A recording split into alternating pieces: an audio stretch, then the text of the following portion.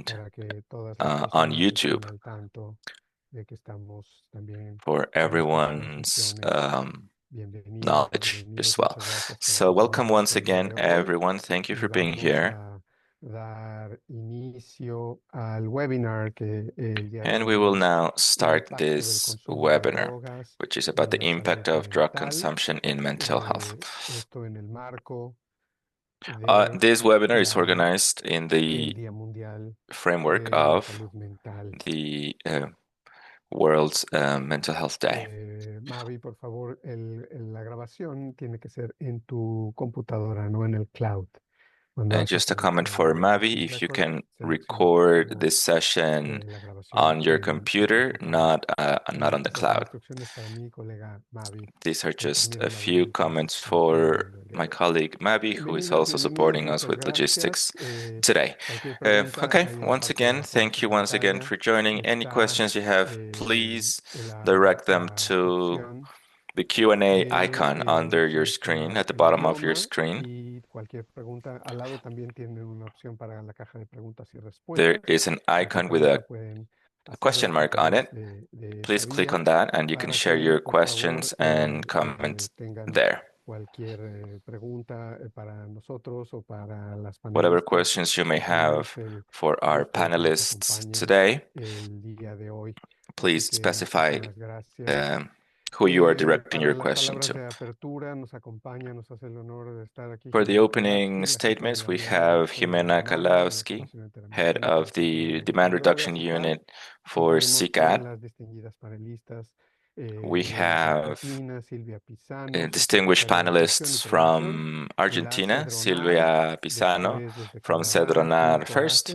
Then we have Corace from Canada, from CEPAL, from the Canadian Center for the Use of Substances and Addiction. We have Garro from Costa Rica, head of projects in the Costa Rican Center for Drugs. And we also particularly happy to have Paulette Spencer from Jamaica, Executive Director of the National Council on Drug Abuse in Jamaica. Now we will move on to the opening statements for today's session. Jimena, the floor is yours. Thank you very much. Thank you very much, José Luis. I think I might have missed whether we presented Silvia. Yes, we did. Okay. So thank you everyone for joining. Greetings from Washington, D.C., a rainy day of fall over here. But really happy to have this webinar organized in the framework of the Mental Health Day and the Mental Health Month, which is coming to an end. We wanted to organize this webinar to have a space to discuss mental health as it relates with drug consumption. At a time where we see that there might be some other topics that are taking the conversation, the narrative, much more right now. Gender violence is a big topic, also violence related to the drug trafficking. But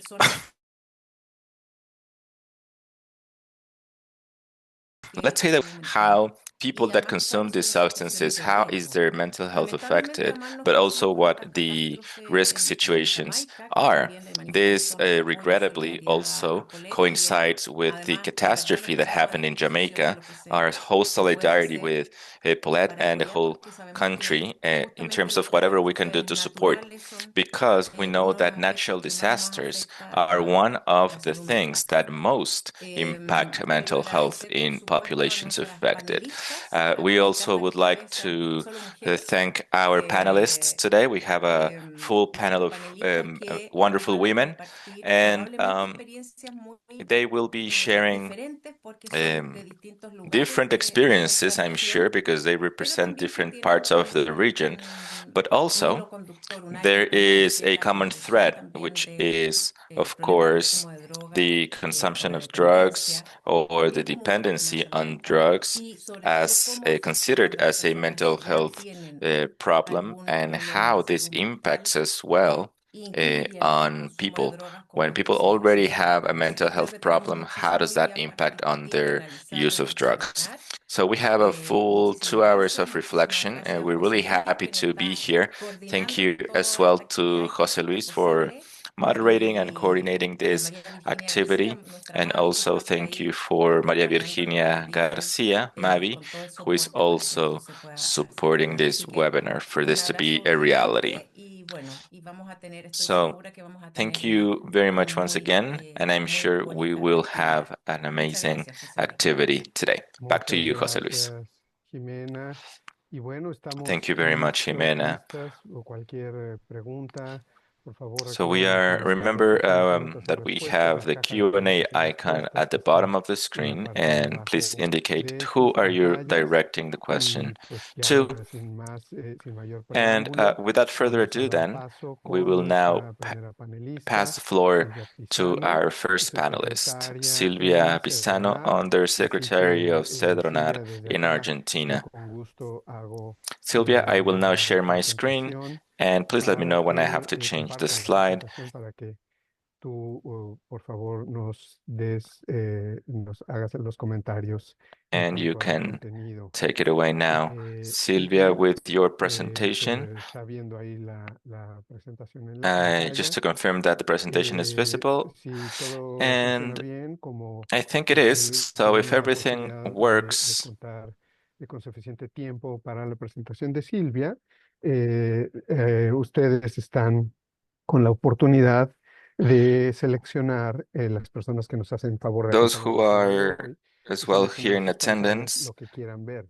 you La can versión de select on your Silvia en screens inglés y en whether you want to español see the version in representación English or Spanish. At y the top part of your eso no te screen, preocupes, you will Silvia, see eso es two algo que tabs, manejamos nosotros. and Solamente you le can click dices on them, al and siguiente you o lo can que sea see y the con slides gusto yo in le doy Spanish acá, and pero cuando le pide English. de Mavi, como le And pidió a Jimena, don't worry, Silvia, tienen this is gusto de ver esta there's presentación en nothing you have inglés to y bueno, do las on entienden that. But anyone who would la like to see pestaña en la this parte their de arriba screen de la presentación in en inglés. English, you Así can que do Silvia, so adelante, por by favor. clicking on the tabs at Bueno, the muchas top. gracias, José Luis. Muchas Thank you very gracias, much, José Mavi, Luis. por Thank you very toda la much, Mavi, organización as de well, hoy, el for the acompañamiento que nos organization and ofrecen everything you've y done for this especialmente a los webinar to invitados be que han estado possible. ahí con Jimena, Especially como thank you referencia to Jimena de una Kalawski, serie de who estrategias we de have been acompañamiento sharing que se ofrecieron a que whole están range of ocurriendo strategies para nuestro país in our con el territory, apoyo de ustedes. and it has Para mí really es un been honor very representar a la helpful to have ciudad, the un saludo por support supuesto of de CICAD. nuestro So secretario I Roberto bring Moro, the regards of Roberto Moro, our está ahí, ¿no? secretary in Para SEDRONAR. He facilitarles el actually is momento currently in another event poder of compartir CICAD. And I'm really happy to be here and las share panelistas with de Canadá, these Costa Rica, Jamaica, great y me panelists from sumo Canada, Costa Rica, and a Jamaica. esto, ¿no? A la Uh, solidaridad I would y like to also add my voice hemos to the conocido solidarity de que to cualquier cosa Jamaica. que And necesiten, this is aunque sea un abrazo a a heartfelt, distancia, que aquí estamos también we para want to send a sumarnos. big, big Bueno, dicho hug to our esto, friends pues in planteando el Jamaica. desafío, ¿no? De cómo impacta el Okay, so consumo let's de get drogas en started. la salud How mental. does drug use Vamos a impact decir que on tenemos mental la health? posibilidad en And nuestros as países Jimena de was vincularnos saying al before, consumo de drogas como un in problema our de salud countries, mental. we consider drug use Vamos, as si a puede mental ser, la health presentación de problem. José Luis. So, José Luis, if you can change the next slide, please. Y esto tiene que ver con desde dónde And protegemos, ¿no? this is Desde dónde related to entregamos where are we las looking at realidades, this issue? las visiones, las representaciones How do we en look torno al at consumo o the el uso visions problemático and de salud mental representations hacia salud of integral? the problematic use Porque of como drugs, sabemos, and how do we la see salud this tiene as una it relates with connotación health in general? Because when we think about absolutamente health as comunitaria, a como algo que community se construct, something construye that is actually ahí en el built territorio, en la together escuela, en la in a vida, territory, y in que no schools, in solamente tiene que streets, ver con un ámbito and that is not hospitalario, debemos only entender que también a la salud matter mental that es needs una to be cuestión addressed in ciudadana, hospitals, determinada por then we todos los understand actores that mental políticos, health is something that económicos, is also y constructed social, or y influenced by que tienen context and historical mirar, perspectives. digamos, And la from with that problemática in o la mind, cuestión we can emergente, look at problemática de the problematic use of drugs as a mental health issue. And based on that, we can talk about what are the strategies that we can implement. These strategies will be adapted to the effect of our interventions. Next slide, please. Something that I don't have to explain here in terms of the way that many of our countries were used to think about this topic, where we would put this substance at the center. But now the centrality of the human or the individual is a very different approach. It took us a lot of time to understand this. And when we have the person at the center, we need to have a much more comprehensive approach. When we think about the addiction or problematic use of drugs, we need to talk about all of the various aspects that make up an individual based on the comprehensive nature of this approach. And this necessarily means where are we going to, or how are we going to approach the subject? And we need first to think together and bring different ways of knowing so that we know what is the best response to the person. Because here's where the contextual matters really come into play. I am sure, of course, that we don't have the same realities in all of our countries. However, even inside, let's say, Argentina, and inside each of the countries that are participating here today, and all of those who are part of this webinar, inside of each of our territories, there are different contexts, and those contexts need to be read, need to be understood, and need to be put into dialogue as well. A clear example that we have seen is the pandemic, for example. The pandemic really shook all of our countries. It changed everything around our ways of knowing. Or, for example, something like what Jamaica is undergoing right now.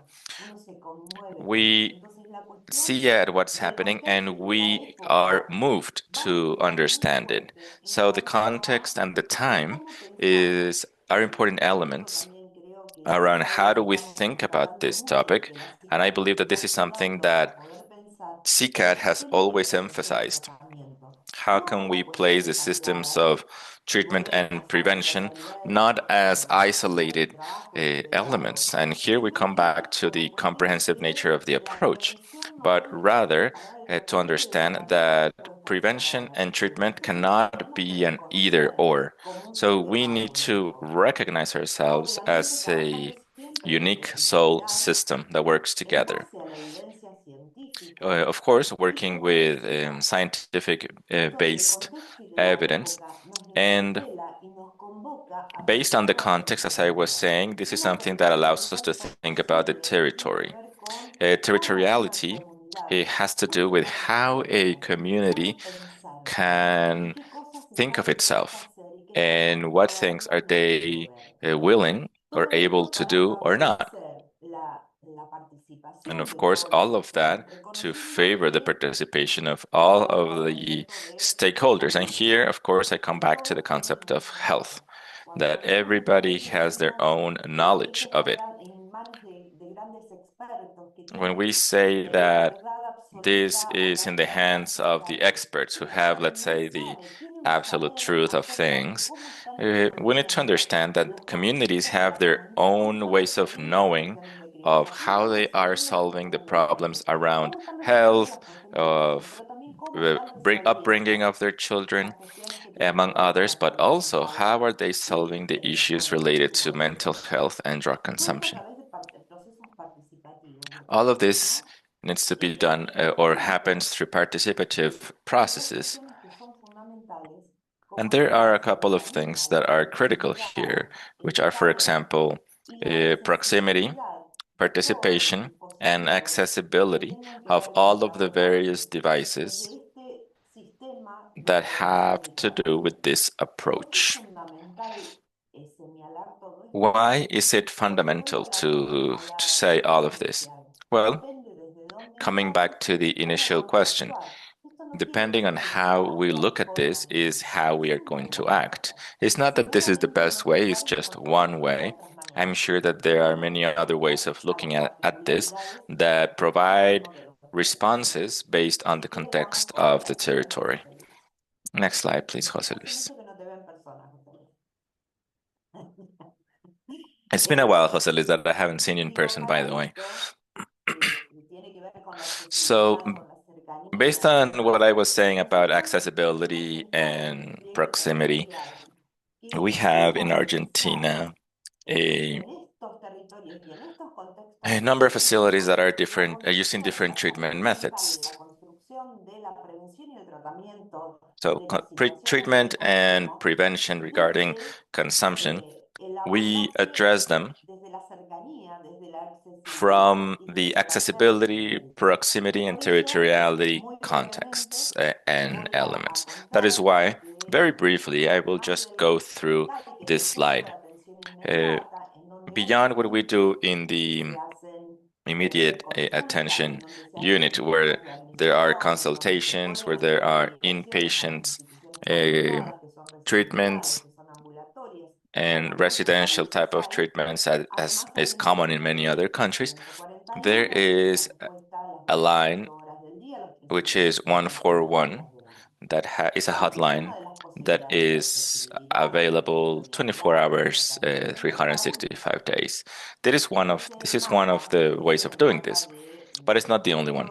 This is the Argentina territory. As you know, Argentina is a federal country that is divided in jurisdictions and territories, and we have presence in each of these territories, not only in the communities that depend directly from SEDRONAR, but they also work together with the provinces, with the municipalities.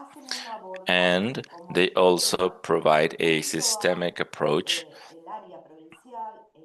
together with the provincial and the municipality in terms of prevention and treatment. So what we do here is a joint planning effort that responds to the territory needs. But there are other devices that are available, like the attention and accompanying centers to the community, or the ones that we call these triple C, which are the community centers that have a different way of working. First, these triple C centers belong to civil society organizations. Many are managed by churches, many are managed by social organizations. And in these centers, or community centers, these are spaces that have been managed from the social groups to which SEDRONAR acknowledged their existence and works with them in order to professionalize the service that they provide. Because the question of specificity and training and to continue working of what is the best way of responding to a problem is something that we need to continuously think about. But we have a fundamental characteristic that we need to take into account here as well, which is in the next slide. If you can change it, José Luis, please. In terms of what are some of the principles that are related to how do we look at the centrality of the individual. Problematic use, as we mentioned before, are part of the mental health range of problems, and accessibility and national accessibility and local presence is something that is really, really important. This is something that happens across the country. But an important thing here is that this is not imposed by a foreign group or people that do not understand what's happening in the context.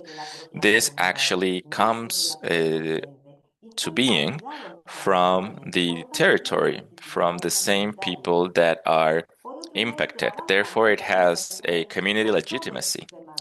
And also, they work together with the whole health system. So there are networking efforts here because we work prevention here and prevention, but in many cases, this treatment of consumption leads to a clinical damage that is related to perhaps the issue of school or identity, people that don't have a ID document, that they don't know themselves as people. So we are now linking so many other things to mental health, right? From this basis. Now, on the other hand, we also work on social and labor inclusion. As we see here, 45.6% of people in this system are unemployed.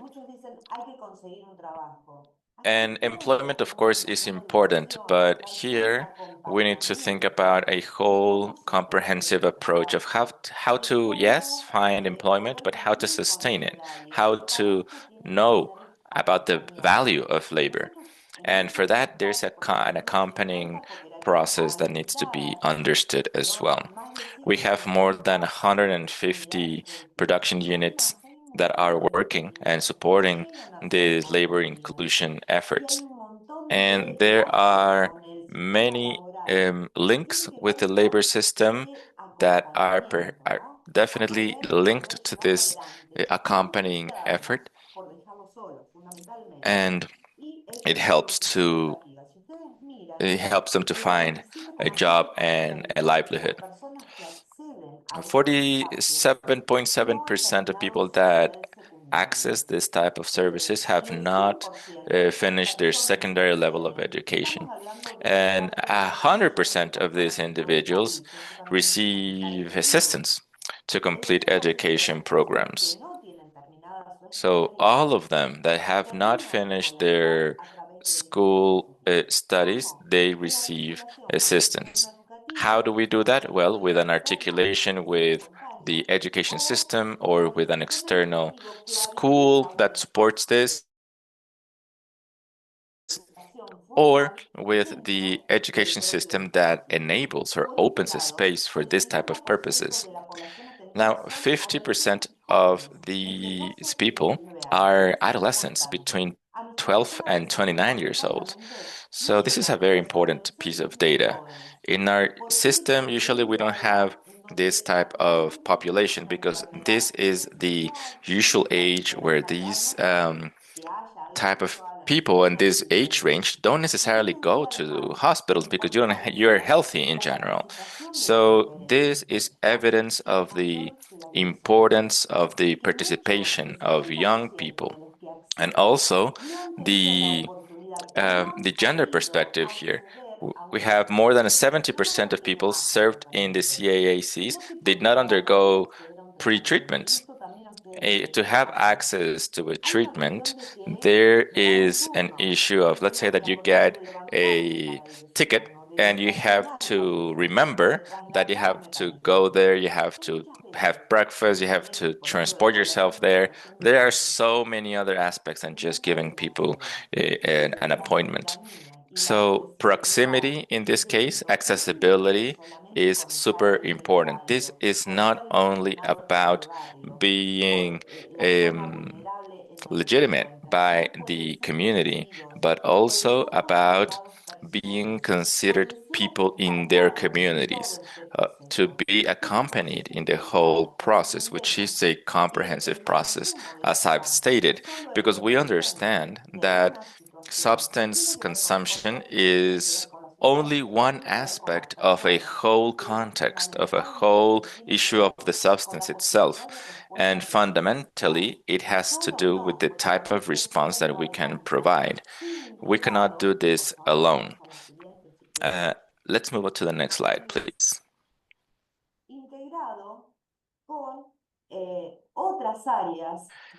And this is linked with other areas at a national and provincial levels. We have a coordination with organizations at a municipal and regional level, even international level, for example, CICAD, also civil society organizations and private organizations. All of these organizations can support and can accompany the effort. Vamos a la siguiente, si quieres, quiero saber Next cómo slide. van el horario. I want to keep to the time, so let's Quiere keep decir going. que estamos And partiendo, this la means fecha hoy, that depende de dónde miramos, es el we were martes, saying at the ya beginning that empezar depending on el how we día look at vamos a it, tener that is the way that we are programas going to para think quienes about the quieren issue and acceder how we are going to act about distintas that. investigaciones. We are Ninguna starting from a problemática complex point of siempre view, tiene una respuesta and única. no Los destinos complex tenemos que problem encontrar can no have solo de a manera sole integral, unique sino también response. The integral. response needs to be Más comprehensive importante, and es muy integrated. We necesario need to take conocer into la account experiencia the local del knowledge territorio of para all poder of the mejorar en las territories and the people particulares involved y so that we poder can así ofrecer tailor la mejor the type of respuesta al response and bienestar offer the real best de las result or the personas best que offer conocemos. possible Muchas for gracias. people in this situation. Thank you very much. Muchas gracias a Silvia Thank por you, la Silvia. Thank you very presentación much for this el día de hoy. presentation. Y bueno, por supuesto, estamos más que abiertos And por now we will disposición open the para floor cualquier for pregunta, questions. comentario, intervención de parte de ustedes, nuestra audiencia, nuestro público. Questions from our Agradecemos audience mucho and a from las those más de 200 connected. personas que We tenemos en este appreciate the momento. attendance of more Veo que ahí than hay 200 people varias today that are saludos connected y to this webinar. agradecimientos. Saulo I can see Salamanca, many del messages Consejo Nacional de of Drogas. appreciation. Me parece We que es have desde people República from Dominicana, Salamanca, people from que también the preguntan sobre Dominican Perú. Republic. Gracias, así aquí están. Thank you very much for Sara your Isaías comments in Carrillo the dice, chat. Isaías para ponerlo en Carrillo, español, esta es una pregunta técnica que this is a a technical la hora de hacer la question. presentación, dependiendo de qué canal estén seleccionando, ustedes pueden ver la presentación en You can inglés o en see the español y presentation. sobre la Oh, this is pantalla just para la a gente que lo ve en logistical question pantalla lo estén regarding viendo, ahí pueden the seleccionar slides. So there's a possibility of Pisano en looking at the inglés o en slides in español. Spanish or English, depending on the tab that you have Y clicked at ahora the Silvia top of me your pregunta screen. que sea en inglés, lo Now, leo en Silvia, inglés. there's a question for Dice, you. good day, por ahí aprovechamos. Dice, good day, I am Reverend Semuwere from the Association of Students Against Drug Abuse and Trafficking, SADAT, in Eswatini, Southern Africa. Chats are turned off. Sí, gracias. Tenemos el chat deshabilitado, pero pueden hacer sus preguntas por Uh, esta misma vía. that's correct. Gracias, We have the Reverendo chat of. So, yeah, Simowere this was just a comment. This was not really desde a question. Sadat. Muchas gracias. Ariel Alberto Jara también manda And we also saludos. have Silvia Ariel Barreto agradece su espacio. Alberto. Jimena dice que Graciela muy Barreto amable, muy valioso sends el enfoque. Gracias, Nicolás her Policano. appreciation. Thank Muy you very much, interesante la noción de Nicolas. legitimidad comunitaria a Very la hora de interesting, hablar de justicia the en concept los of community territorios, dice Lina legitimacy. Herrera. That's a very interesting Gracias y concept. saludos desde la Thank you very República much, Dominicana. José Vemos Jocelyn una audiencia Herrera. muy nutrida, Silvia, has logrado concitar. So, Fabiana thank you von very Ferrer, much quiero once again preguntar, for all Silvia, of the ¿cómo inciden en comments. Argentina los I want altos to niveles ask de pobreza? Silvia, how Si does tienes por ahí this high un levels of comentario, poverty Silvia. have an impact in Argentina's approach to Sí, this problem? en realidad, All right, Silvia, do you have a José que comment? menciona Of course. la situación de calle y demás. Fíjense que cuando yo hablo y When muestro el mapa, obviamente no I tiene el mismo showed the map, desarrollo. of Estoy course, I tratando de contar algo didn't have a lot of entendible. time Pero to lo tell you primero que this hicimos fue whole ver los story, barrios but priorizados, los barrios más vulnerables. the neighborhoods that are Porque la situación located de there in that pobreza map is hace a la based falta on de acceso poverty social. levels, because Por of eso course, nosotros levels of poverty decidimos are empezar very much linked to con tres accessibility of barrios drugs. en donde So it was very important el for us costo to de la be alimentación present there, principal de where personas there que is viven con greater problemas de salud. suffering and lower Obviamente se trabaja possibility no of solo con barrios accessing vulnerables, sino también con gente en health situación de calle. services. Es So we fundamental work porque directly with nosotros no people nos quedamos en el in punto poverty anterior. and even people Cuando hablamos without a home, de homeless people. territorial y cuando hablamos de So when we accesibilidad, talk hay about que tener territoriality en cuenta and esto. accessibility, that No, means no that nos we go quedamos out to esperando a meet que the lleguen other. a We are not ofrecerles in an yo office waiting y for estar people espacios to come to físicos y us. demás, sino Of que course, vamos these al physical barrio, spaces probamos exist, muchas but veces, y we tenemos muchas experiencias go to the territory. We have many experiences of working directly with people in the streets, homeless people, and start the process from there. And the policy that starts there is the reduction of damage. And from there, we start generating the corresponding approach with the time that they require so that we can help them access better conditions. So that is the starting point. We start where people are. Thank you very much, Silvia. And this is linked to what Oscar says as well in the chat, what public policies apply in Argentina to minimize and prevent psychosocial risks. Yeah, of course, the policies in SEDRONAR are very much related with prevention. We are the Argentinian Drug Observatory. We just finished a study with students, which will be used as an input to understand where is public policy going and how is this affecting our adolescents. Beyond this territorial display, all of the strategies have an element of universal prevention. Also, we have a program for certifications with companies, and we also have prevention in other areas, for example, in terms of people in contexts of prison or youth, sports. So the policy is integrated, is comprehensive, and this is articulated with other areas of the national government, with the Drug Federal Commission, which means that every province has a representative in each of these areas. Some represent agencies, some represent ministries, but each of them represent their province, and public policy is determined based on that. Thank you very much, Silvia, for that presentation and for answering those questions and all of the comments that you can see in the chat. There are many people thanking you for this presentation, and there's a few questions as well, if you can answer them directly in the chat. Thank you once again, Silvia, for your participation. We will now move on to our next panelist. We have Dr. Kim Corace, Vice President and Head Scientist of the Canadian Center for Substance Abuse and Addiction. Kim, you will share your screen, correct? And we will now pass the floor to you when you are ready. And this presentation, we only have the version in English, but we will share the translated version after this webinar. Kim, the floor is yours. Gracias, Jose and Jimena and all the others who have invited me today, and what a delight it is to follow after Silvia. I learned so much for your presentation.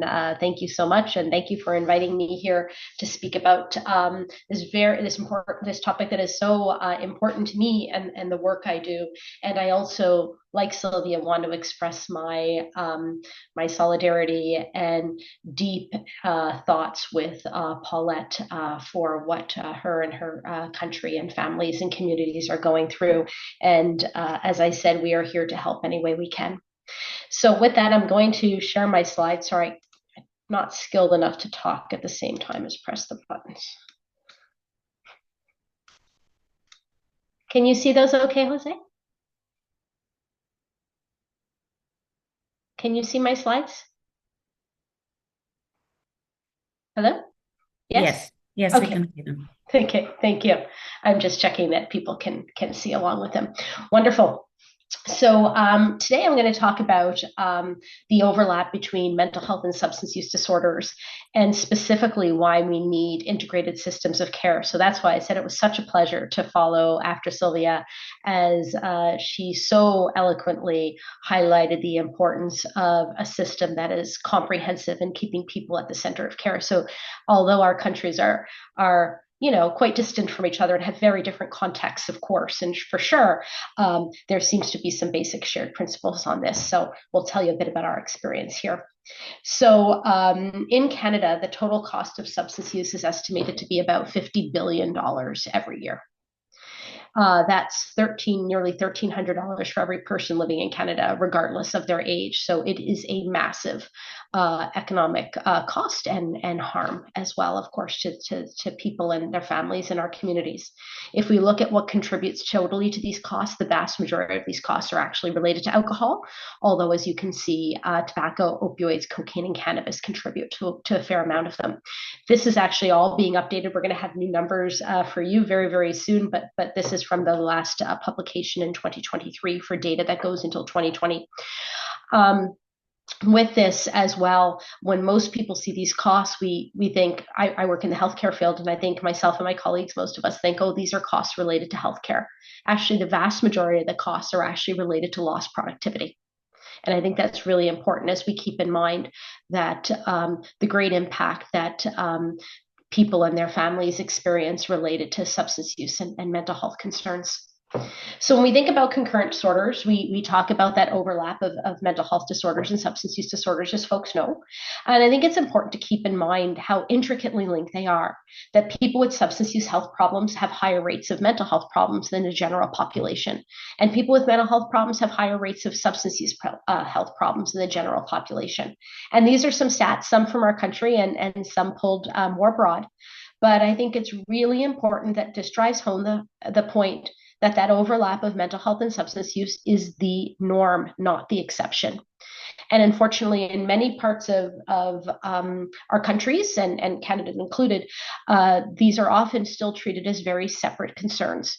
And what I wanted to talk about here is just how common they are, even when we're into not just whether people use substances. I'm looking here as whether people have what we would call a substance use disorder or a mental health disorder. So these are people with that diagnosis where their mental health concerns or their substance use health concerns are causing significant impairment in their functioning daily living and the other pieces that go into those disorders.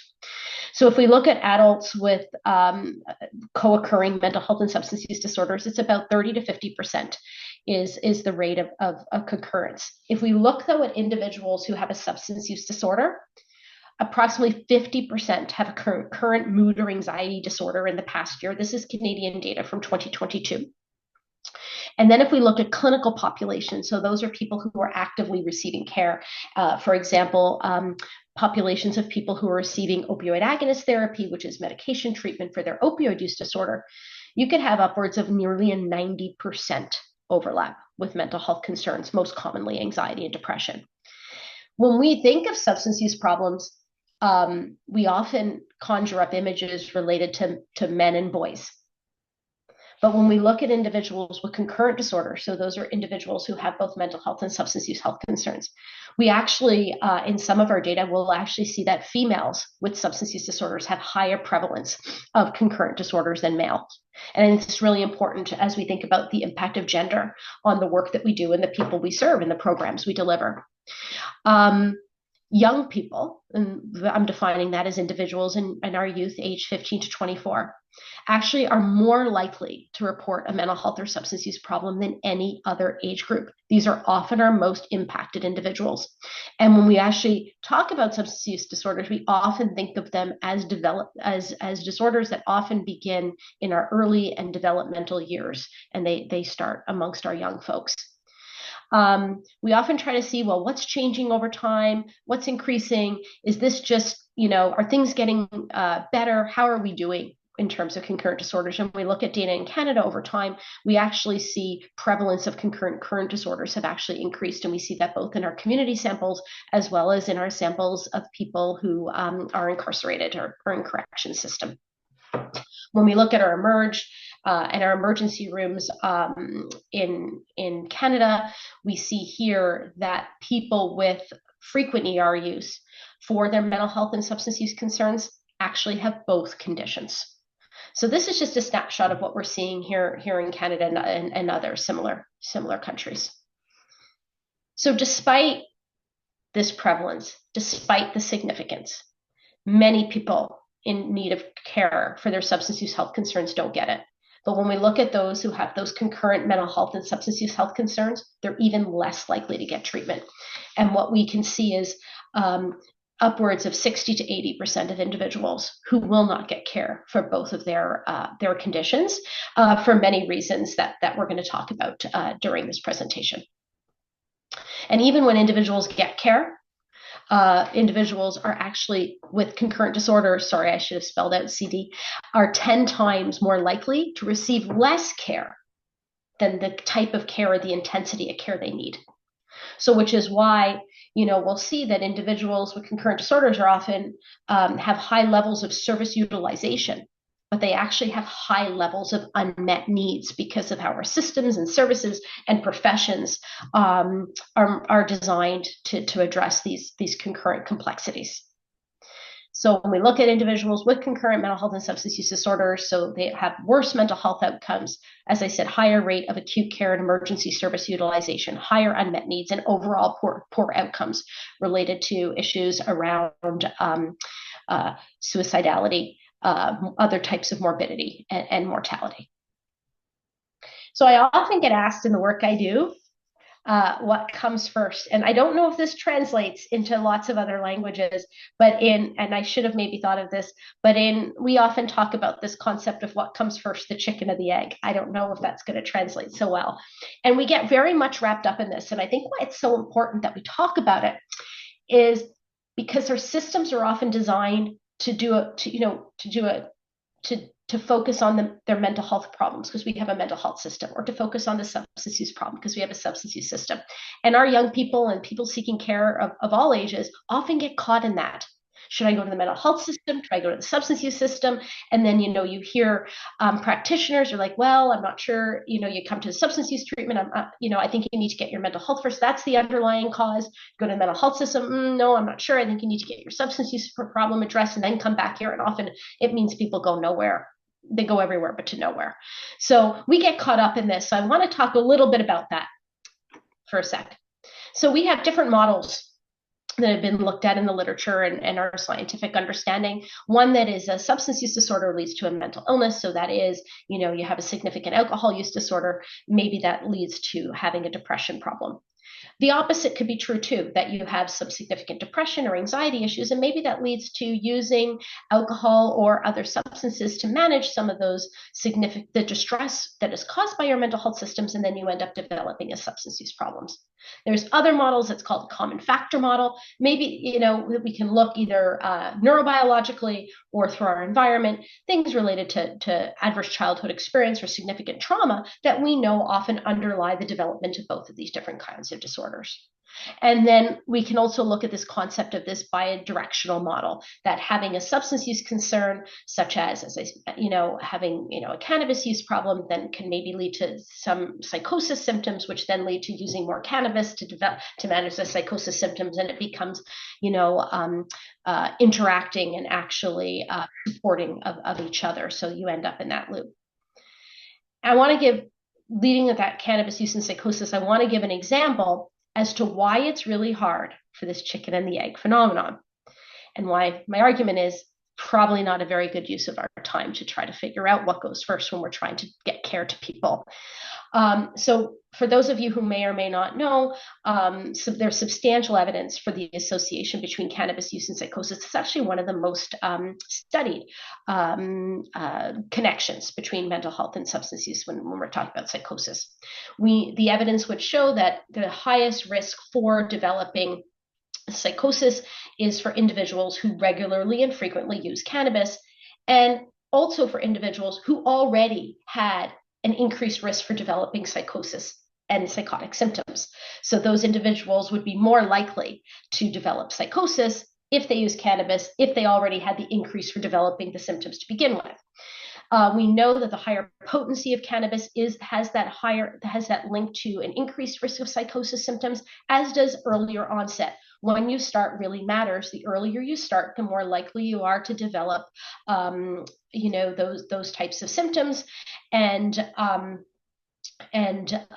we also know that risk may increase when that use is initiated before 16. Those with cannabis use disorder and cannabis-induced psychosis, so that's psychosis secondary to one's cannabis use concerns, are at a higher risk of then it leading or developing into schizophrenia than the general population. This is all causation. We don't have these causal links that we can say with certainty, but this is what we know from correlations, which are not causation. But I think you can see the complexity here. We have substance use leading to mental health problems. We have mental health problems, psychosis leading to higher likelihood of a substance use problem. And then we have that intersection and interacting nature of both, which is why you'll end up with individuals who may get stuck with which door they go to, where they get their care, because we're so busy trying to figure out what's the underlying issue that people may actually be left with very little. And then when you look at physical health, we know individuals with concurrent substance use and mental health problems are at higher risk of infections and other chronic diseases such as cardiovascular disease and diabetes, more likely to have issues related to following and retention in treatment and adherence to treatment, higher levels, not just of, when I say unmet needs, not just mental health and substance use needs, but unmet physical needs, increased emergency department and hospital visits, and not just related to their mental health problems or substance use, but also related to their physical health concerns, and then an overall premature mortality. And with these complexities, as I'm talking about, different types of disorders and conditions, we cannot forget the interconnected nature. People are whole people.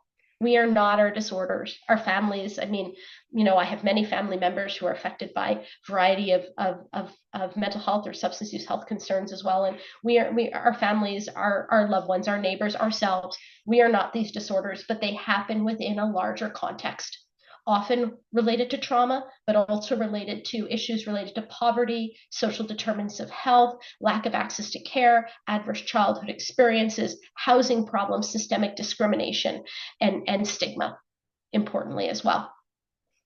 So I want to tell you a little story, just so that we can see how all this goes together, because the work I do is always grounded in the people that I take care of every day. And this is a story of, unfortunately, it's not an uncommon story, unfortunately, but a 23-year-old person who identifies as female with a long history of significant depression, issues related to suicidality, significant substance use problems related to a variety of substances, like most of our young people who struggle with substance use problems actually in Canada experience multiple substance use concerns, trauma, as well as diabetes. Unfortunately, this young girl, she did not complete high school. She hasn't been employed, and she has what we call couch surfing, which doesn't mean necessarily that she's completely homeless, but she's going from home to home and staying in various people's places and doesn't really have that stability. She has a supportive family, but with this and the long history of this, they're feeling quite hopeless. So I ask you, and you probably know, how well do we do with these young people? How well do our professionals do, and our systems and our services do, despite how hard we try? Because I have never met a professional or an organization who doesn't deeply care about the people they take care of. And our systems, I can speak in Canada anyway, deeply care that we do something to help people. But often this is their trajectory because of how the silos that exist within the worlds that we have. This is an individual who ends up being involved in the mental health system since she was a teenager for over 8 years, because she didn't quite fit in a program because of her levels of all the different complexities of her needs. Her conditions end up becoming life-threatening. She ends up going to the ED, gets an acute care admission in our hospital. But because we're not quite sure how to integrate with her substance use care with the rest of her mental health and her physical health care, she gets discharged and back to where she was. And part of where we end up with people with mental health and substance use concerns and the concurrence of both is the stigma that is often one of the key barriers to care. Self-stigma, other stigma, healthcare worker stigma related to individuals with substance use and mental health problems. And it's the compounded stigma. It's not just the stigma related to their conditions. It's all the other pieces from stigma related to their legal situation, language, ethnicity, race, disability, all come together to have really compounded experiences for individuals who, when they seek care, the door doesn't feel welcoming and open for them to walk through.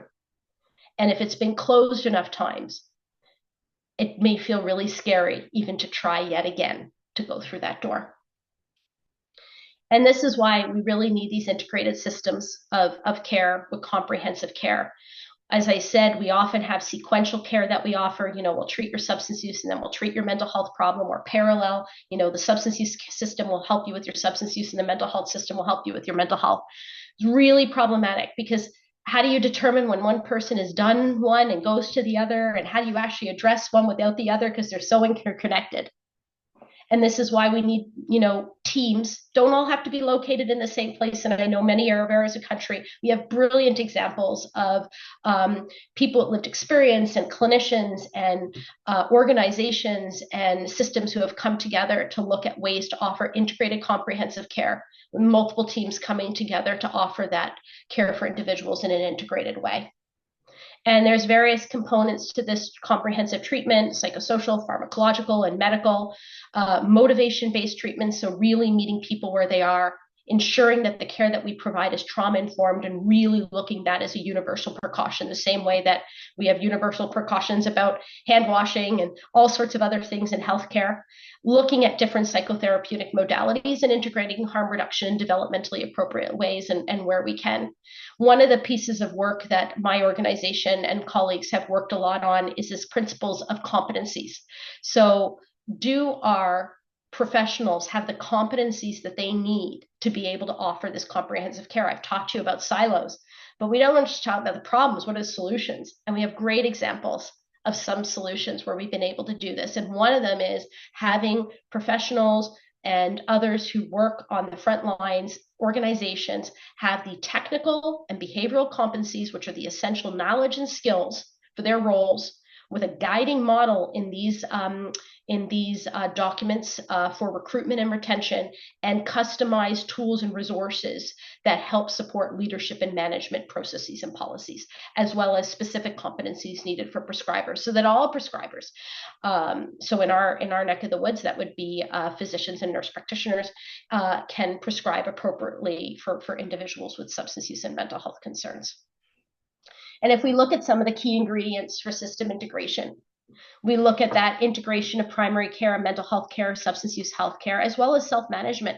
What are the tools that people can do to keep themselves well so they don't all become unwell, or stay well as they're getting well or on a road to or working through their wellness journey. And really with that is the importance of bringing care to people, rather than only bringing people to where the care is. And we heard that through what Silvia said before, which really resonated so deeply with me. And that we have buildings and we have locations that and there's lots of reasons why people can't always make those buildings and make it to those locations, from where they live to other things happening in their world. So what do we do to bring care to them with the various levels of intensity on a step care model, focusing on the interprofessional collaboration, looking how digital health solutions can help us bring care to people, or give us support individuals through their care journey, as well as supporting professionals, building capacity of the professionals and peer workers and others who are involved in this work to meet the needs of the individuals from education and training right through. I'm not talking about waiting for people to, be done medical training or nursing training or whatever, but right through all of schooling. And really the importance of measurement-based care. Do we know what works? You can't manage what you don't measure. So really looking at that importance of measurement. And one of the biggest barriers, as I said, with, there's the stigma and just the access to care. People don't know where to go for help. So what are we doing to make access to care simple, getting people to the right door with the appropriate time for meeting their needs? And I think key to this work is partnering and co-leading with the people who are most affected. And that's people with lived experience, is key, and their families, to reducing the stigma and to ensuring that the work we do, the way we provide our services, the way we change our system, the way we do our research is grounded and driven by the expertise that they bring to our table. And I want to end there and thank you very much for having give me this opportunity to spend this time with you today. Thank you. Muchas gracias, Kim, por Thank la you very much, Kim, presentación. for this Bueno, presentation. tenemos acá algunas And we preguntas, have a few comentarios y questions here, some felicitaciones. comments, some reactions. Voy a leer en inglés I una will pregunta de read Juan a Ramírez que question dice, in English bueno, un comentario más largo. from How Juan are Ramirez. interventions carried out in cases of co-occurring disorders, substance use, and other mental health conditions? And how is comprehensive case follow-up implemented? Does the interdisciplinary team include social workers specialized in this type of interventions? Additionally, are there specific strategies for social reintegration and systematic post-treatment follow-up? Do patients enter any detoxification or withdrawal management programs as part of the intervention process? Greetings from Asunción, Paraguay. So I think there's a lot. That is a lot of questions. questions. So two things. Yeah. One, perhaps we can share my email with this individual, with Juan Ramirez as well. But to answer some of puedes them, just compartirlo because fácilmente en el chat, le pones ahí en el chat para todos o everyone, y Yeah. ahí puedes poner tu But I will dirección de answer correo. a bit of it now. So there is not one size fits all for what comprehensive care looks like. So that's the first piece. And with that, the teams that I have been part of and the teams that I see that are effective do include social workers and other types of professionals who offer that. So that type of integration. So we often have, medical professionals, nurses, psychologists, social workers, peer workers, to name a few. I don't want to forget any profession, but interdisciplinary teams are a cornerstone of comprehensive care. And with that, it's not just the clinical team, I think is the other part of that question. It's also looking at the social services, the public health, and the other housing sector, the other professionals who come to that table. I see here as well the importance of, I'm trying to remember the whole question you said, but actually I could probably look in this as well. But anyway, I can't press all these buttons at once. I think the other piece that you looked at is the importance of, the terminology there being aftercare. And when we look at this type of complexity of individual, it's how do we ensure they're connected into their home community? What are we doing to bring community services into their community and not making care episodic, but bringing the different levels of intensity of care to them based on those needs? I hope that answers a bit of that. Otherwise, I probably give another 10-minute talk on that. But thank you. That's such a good question. Gracias. Gracias, sí, seguro tendremos oportunidad de Yes, of course, we'll más have a través del correo. other opportunities to connect. Maybe they can also write you. Teresita Lara says, wonderful presentation. We work with women with substance use disorders. Thank you for the invitation. Greetings from Paraguay. Also, Reverend Peter. Thank you for your work, Dr. Corace. Is your personal trained as addiction professionals ICAP under the Colombo Plan app, or do you have different preparation for them? Thank you. Yeah, I have different preparation for that. So here, in terms of addiction training, it can happen in many sections. So I would have had done my postgraduate degree in clinical psychology. I would have a PhD, then I would have done a fellowship, and then I would have done additional training there after that. There's specific training as well for addiction medicine fellows who are family physicians, internal medicists, other types of psychiatrists, and there is some specialized addiction training for social workers, nurses, as well as social workers and nurses as well. So with that, we have training that is through our formal university and residency fellowship programs that's academic. There's continuing medical education as well. And then we have some training through our professional societies that's all accredited.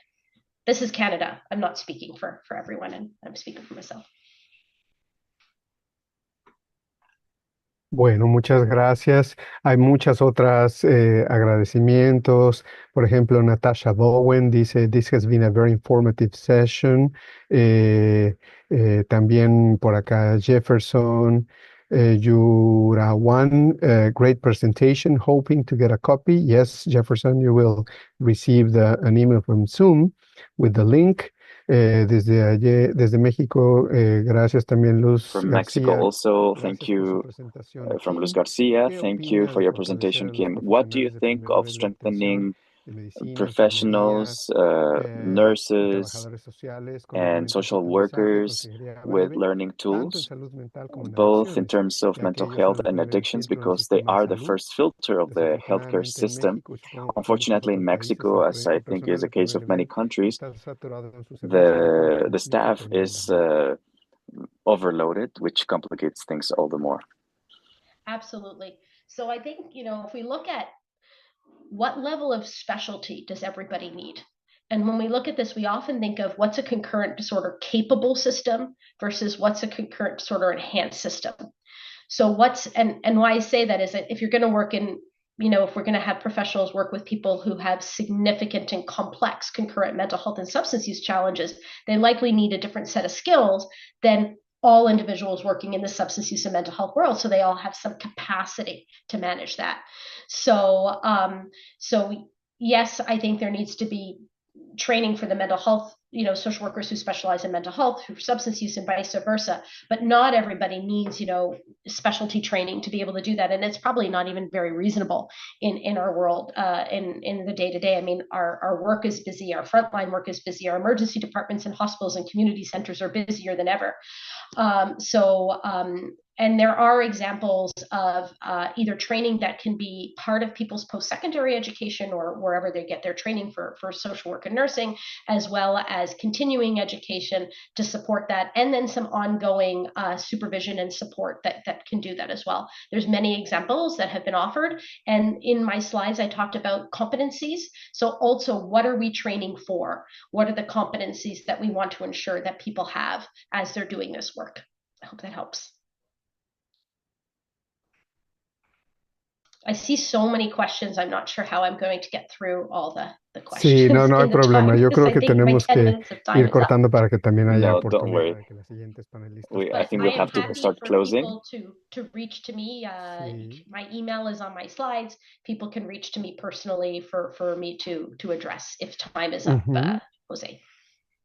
Claro. Y bueno, agradecemos también los comentarios. Gracias. Well, we also thank Kim for the presentation. Lilia Pacheco from Tijuana in Mexico says thank you.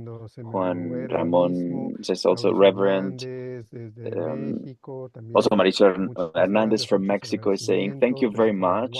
Many greetings from Paraguay, from Mexico, and many, many more. Many people from Panama as well.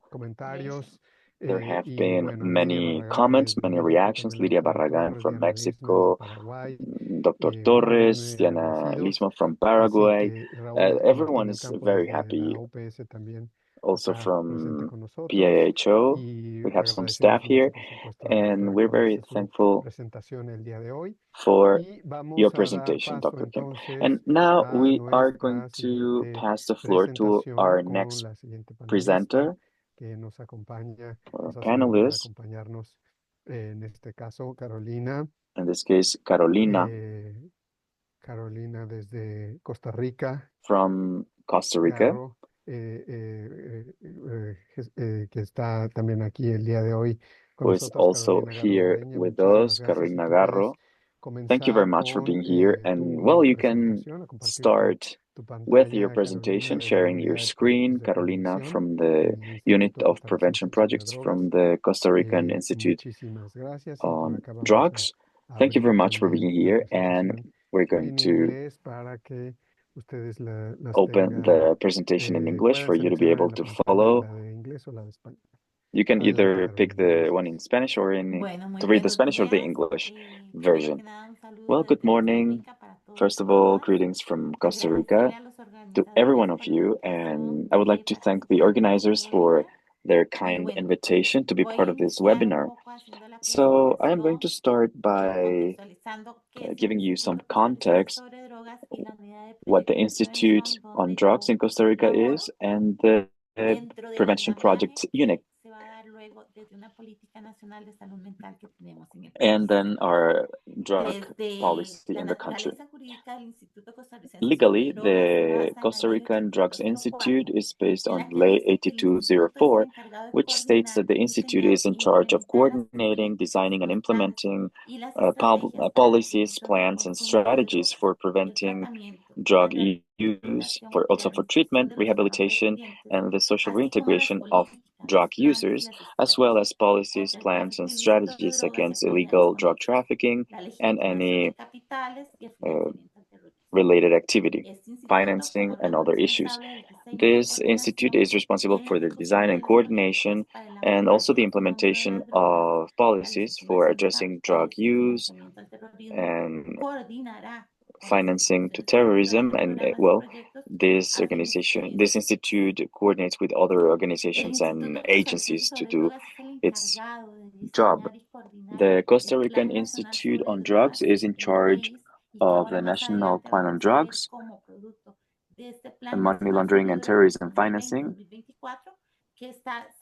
and this was established in 2024. So every 4 years there is a redesigning of this program. So we started this last year, focusing on the issue of mental health.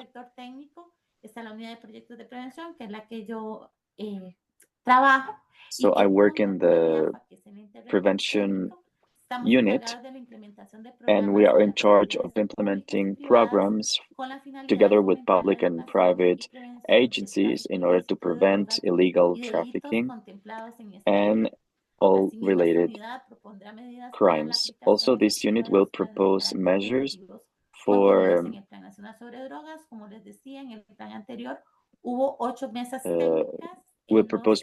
the effective enforcement of the preventive plan set out in the national drug plans, and its technical and administrative structure shall be established by regulations. As I was saying, we endeavor to contribute to the mental health developments in our country, having better care provision in that respect. The impact of drug use on mental health is something that we have been discussing, and it is important to consider the moment we're living, especially since the pandemic, and how mental health issues started being at the center of the conversations in order to come up with strategies and actions to compensate for this serious situation we saw around the world.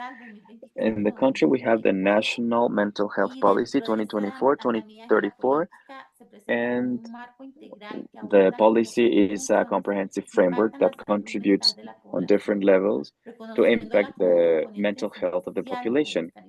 Recognizing mental health as an essential component of general well-being, the policy's objective is to improve the population's mental health conditions by promoting and strengthening protective factors, prevention, care, and social inclusion in order to reduce the incidence and prevalence of mental health conditions and their associated risk factors in the territory of Costa Rica by the year 2034. The goal or the objective of the policy is to improve the population's mental health conditions by promoting and strengthening protective factors, prevention, care, and social inclusion in order to reduce the incidence and prevalence of mental health conditions and their associated risk factors in Costa Rica by year 2034. And as I was telling you, it is important to see what we do as ICD and how our work relates to the mental health policy and where we stand. We have the National Drug Strategy on the one hand, and also the National Drug Plan on the other, which will allow these actions, these strategies, programs, and projects to be implemented for the benefit of the population. relevant data in the country based on IAVA, which is our technical director. So this is the Alcoholism and Drug Dependence Institute, IAFA. The 7th National Household Survey on the Use of Psychoactive Substances conducted in 2022 found that 18 out of every 100 people reported using tranquilizers, stimulants, or opioids without medical prescription. And over the past few years, we've seen an increasing trend regarding the use of these substances. In that same study, 54 out of every 100 people among the population aged 12 to 70 years report symptoms of depression, and 53 out of every 100 reported symptoms of anxiety. So it is a very high percentage of the population who claims experiencing such mental health situations. So CCSS is the Social Security Institute providing healthcare services in the country. So based on the statistics, the number of people with a diagnosis for mental health disorders and substance use disorders increased since 2019. So that has forced us to come up with strategic activities to face the situation. Drug use can precipitate or aggravate disorders such as depression, anxiety, mood disorders, and psychosis, depending on the substance, the pattern of consumption, and the person's individual conditions. A desarrollarse todo lo que tiene que ver con los determinantes sociales, la pobreza, la educación, que también otras compañeras ya also poverty, education level are other factors that have a very important influence on these issues. In the current context, many people tend to self-medicate and consume substances to combat stress, insomnia, anxiety, and other situations. And this is something we have in our country. Self-medication, which is out of control. Automedicación que hacen las personas para combatir todos estos aspectos del estrés, de la ansiedad, de la depresión, in order to face depression, anxiety, and this very hasty way of living we have. Also, dual pathologies. Y entonces también esto nos hace tener que actuar implementando medidas que puedan contrarrestar este tipo de situaciones. Como we are implementing measures to counter all this, and as we said, the relationship between SUDs and mental health disorders is, as we said, we do not know whether it was the egg or the chicken first, as our colleague said previously. So substance use disorders can trigger mental health disorders and all the way around. So this is something we have to take into account. This is why the relationship between drug use and mental health is very direct, very strong, and based on many factors. And this has a definite impact on the social, emotional, and physical realities of people. This is why it is important to think of options and alternatives that can facilitate the access of people to services and that the quality of life of people improves. This is a complex situation, taking into account all these social factors related to health, and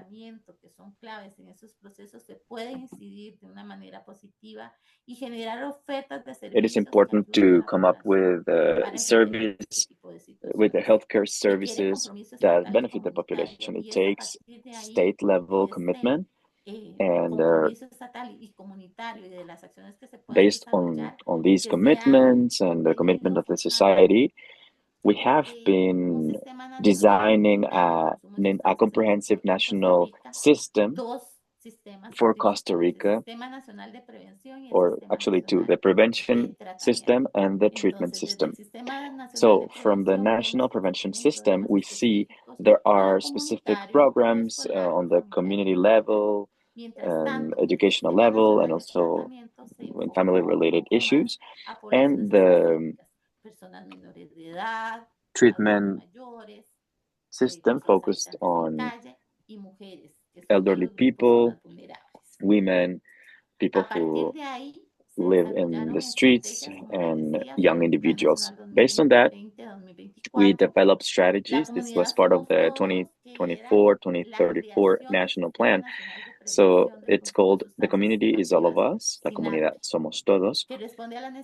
And this was created by the National System for the Prevention of Psychoactive Substance Use, SINAPRE, which responds to these needs.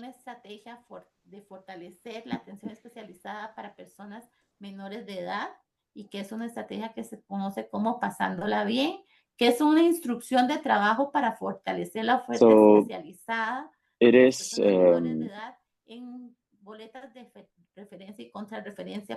this is something called pasándola bien, having a good time, which is something that strengthens specialized care for at-school children who use psychoactive substances in order to address the situation and prevent consumption-associated risks.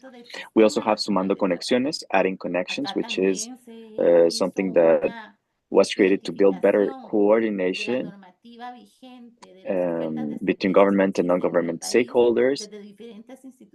And we are different institutions working on this, and we are working on a protocol for articulating, as I said, government and non-governmental agencies, which give people better access to healthcare services and also referrals based on their needs. We also have Oportunidad con Rostro Humano, opportunity with a human face, which is the updating of model for risk prevention and damage reduction in the country. This focuses on people living in the streets, and this is a population that was highly impacted by COVID. And we also have some guidelines that were created specifically for elderly individuals, and donde también vemos que por una etapa de desarrollo las situaciones de estrés, de ansiedad, de depresión. We also see this project, which is Lo que yo merezco, what I deserve. So it is important to talk about anxiety and other situations that affect young individuals. Another program is Igualmente Diferentes, equally different. This is guidelines for comprehensive and inclusive attention for adult women who use psychoactive substances. So these are different studies that were carried out in order to understand the situation of these women, including self-medication, antidepressants, and anxiety pills. So it is important to treat these populations based on their specific needs, and these guidelines help us treat the population, specifically women, in a better way. And at last, well, regarding prevention, care, treatment, we can talk also about social reintegration and also job reintegration. Alternativa de tratamiento residencial o ambulatoria y que tenga que reinsertarse a nivel sociolaboral. Whether it is inpatient or outpatient, and we have to consider that the mental health situation is a factor to be considered. And well, there are many alternatives in the country, so it is important to contribute to all these efforts in order to facilitate processes that help and benefit the mental health of each one of the participants. And well, that's the situation That's the work we're carrying out. And well, mental health is a problem that we have identified as part of our umbrella policy, which is the mental health policy, in order to reach the populations that are in need regarding mental health and substance use. So we hope that with all these actions, we can contribute to the improvement of people's mental health across our country. Well, that's basically it. And thank you very much for the space and for your attention. Muchas gracias, Carolina, por la oportunidad. Thank you very much, Carolina, for the opportunity to listen to you today. Mucho, no solamente Carolina, sino todas las personas we are deeply thankful to Carolina bueno, and to all the people who are here. It is great to listen to the experience in Costa Rica. We saw a few comments in the Q&A box.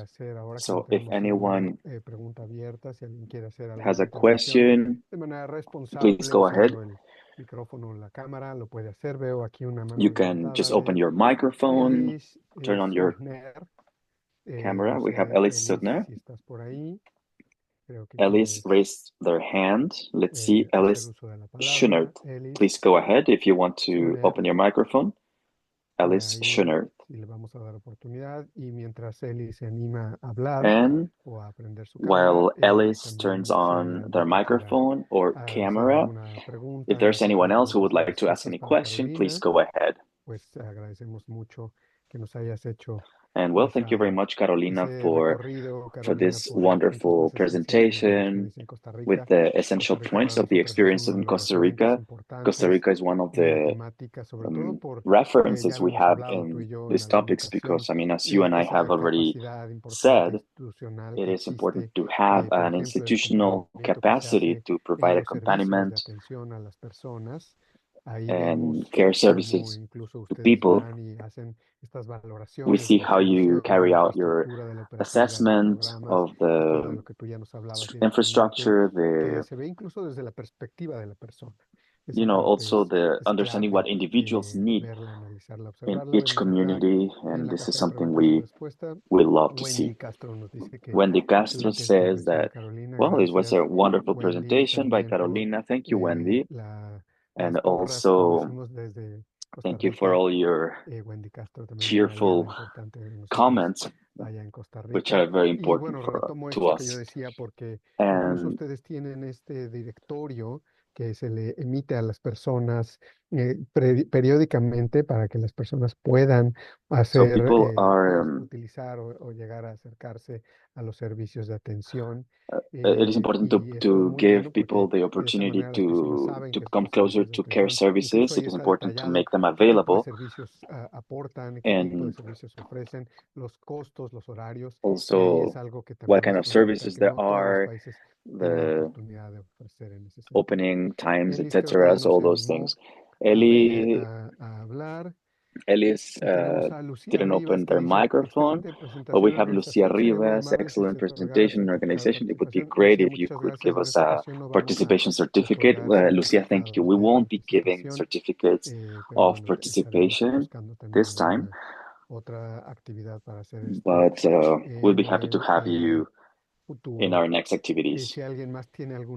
If anyone else has any other comment, or Carolina, maybe you want to close. I think your presentation was very clear. Well, I would like to thank you for this space. I think these spaces are very important when it comes to the exchange of experiences. I think each presentation has very important aspects that we have to consider, and I would like to thank you once again for having given me this space. Lidia Barragan Torres from Mexico says, congratulations, Dr. Garro, many interesting efforts. What are some impacts of these protocols that you could share with us? Well, I think you already mentioned a few, but maybe you can add something. As I was saying, 2024, 2025 was were the years in which we generated all these products, all these outputs, and at the end of last year we presented all of them. So now we are working on the national drug plan and evaluation. So that's the instrument that will allow us to see the effects and the outcomes of all these initiatives we are implementing for the benefit of the population. I see more congratulations and expressions of gratitude. Miguel Albujas is asking whether these guides or guidelines are available to everyone. Are they public? Yes, of course, they're public. All the documents are being loaded on the Costa Rican Drug Institute. It's you will see the link on the chat. I'm just entering it now, and you will be able to access all the materials we have just presented to you. Thank you very much, Carolina. Thank you for having been here. One of our big partners is the Costa Rican Institute on Drugs. So thank you very much for your presentation. And we'll move on to the presentations of our dear Paulette Spencer-Smith from Jamaica. So we'll give her space for her presentation. You will see the presentation in English, which she will be sharing. Thank you very much, Paulette.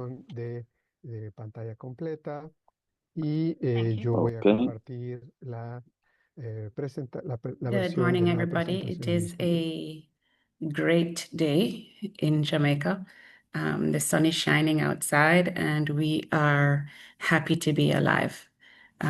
If I can use a few minutes to be able to give you a short update.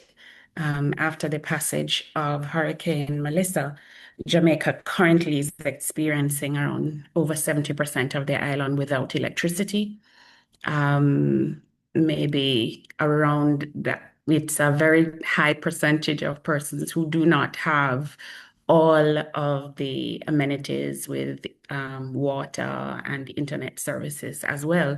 And so I'm privileged today to be in one of the few places in Jamaica that actually has light, water, and internet.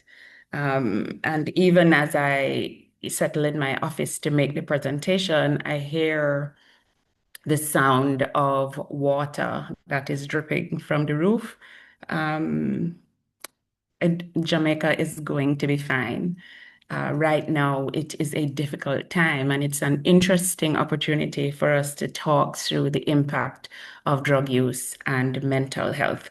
Now, it seems that it is time for us to eat, since most of us are making references to chicken and eggs. So I wanted to be able to also talk through the fact that Jamaica and the Caribbean really does not have any comprehensive investigative studies around the direct impact of drug use on mental health. And what we're going to be using is some global data to point to areas for further investigative studies. And we're going to highlight some cultural tensions that we know we have in the Caribbean that will contribute to our mental health dilemma.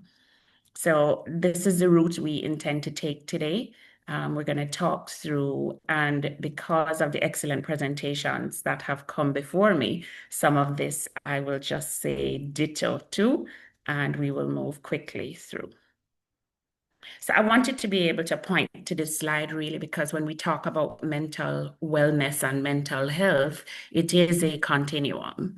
And so there are opportunities for you to be anywhere along this continuum. And I know that I have been in almost all of them for the last perhaps 48 hours. When we talk through what the social determinants of health and mental health would be, we can clearly see that addiction comes up as one of the foundations for how it is that mental health comes up. When we look at the risk factors for mental health problems, either as an individual risk factor or a family risk factor or a social risk factor, we see alcohol and other substance abuse problems, parental drug use, and stigma coming up and featuring highly when we talk about risk. There's also a lot of evidence around how it is that substances will affect common mental health features. And I won't go into that. So for us, the chicken and egg dilemma is really a dilemma about pain. And when it is that we talk about pain, when we refer to substance misuse, many times we say that it starts and ends in pain. And so when it is that we talk through mental illness leading to substance abuse, perhaps there is need for that self-medication. But on the other side, then we know that substance abuse can trigger health disorders. And so as a pain response, we can see where it is that there is evidence for mental health leading to substance abuse, but we also know that there is neurochemical disruption with brain chemistry. And so it really can go both ways. And so I'm grateful for Kim's presentation that talked through those models. So it's important when it is that we decide that we're going to talk about substance use and mental health that we recognize that we are talking about systems that should be interlinked.